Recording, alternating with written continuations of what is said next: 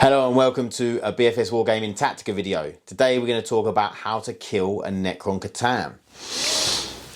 Okay, we have the dreaded Catan. It's the Catan of the Void Dragon. I say, okay, so all of the Catan are now pretty hard to kill.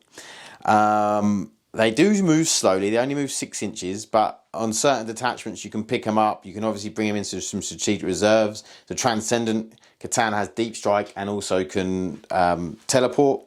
So they can be pesky, they can be annoying, and they can get in the way. So how is the best way to deal with the Catan? So there's a few things. Firstly, it only has a 4-up invuln and a 4-up save, so small arms fire is actually really good against it, such where you can wound it. So it is T11, it halves all damage, and it has a 5-up feel no pain with a 4-up invuln. So it's a very, very strong defensive data sheet. However, if you've got something like lethal hits is really, really good because it negates that high toughness. What it also does, it doesn't matter if you've got no AP or low AP, because it's only ever a 4-up invuln save. So it's really easy to then cut through, make the Catan make a lot of saves. And if they're damage 1, great, because you know they're half in damage anyway.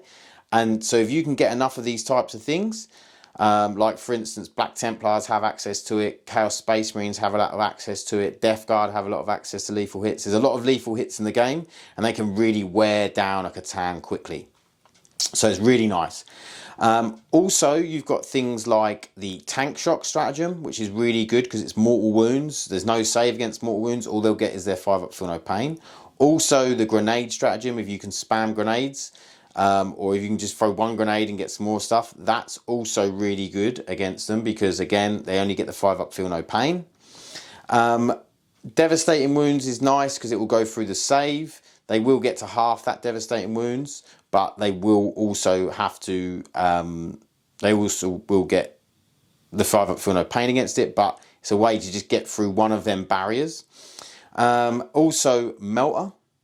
Melter's really good because the extra, so say if it's Melter 4, that 4 doesn't get halved, so it would be D6. The D6 would get halved, so let's say you roll a 4, that gets halved to 2, and then the Melter 4 gets added, so that will be 6 damage that goes through if they fail the save, and then they have 5-up feel no pains against that 6 damage, so it's a good way of getting that extra damage through on them. There are certain other things in the game which are extra on top of the damage, like enhancements and things like that, which also are very good because they won't get halved. So they're the sort of things you need to look at. And if you feel like, you know, there's a lot of Catans at the moment in, I think, the meta, and there's a lot flying about because they are very hard to kill. So you might need to start looking through your indexes or codexes, look at your data sheets and see where you can get some mortal wounds, see where you can get some lethal hits and that sort of thing to maybe take these boys down, because that is the way to do it. The other way to do it is just not shoot at them at all and just try and kite them, try and just go round, make sure you're out of their range, because, you know, 6-inch movement's not very far, and, you know, if there's only one of them, you can just try and get away from it, take the other places of the board where it's not there. Unfortunately, if the Hypocrite Legion, they can come off the board and then come back down somewhere else, so there is always that problem. But yeah, so I hope this has helped you, maybe give you some ideas on looking through your data sheets to see how you can deal with a Catan. Hope this helps, and we'll see you in the next one.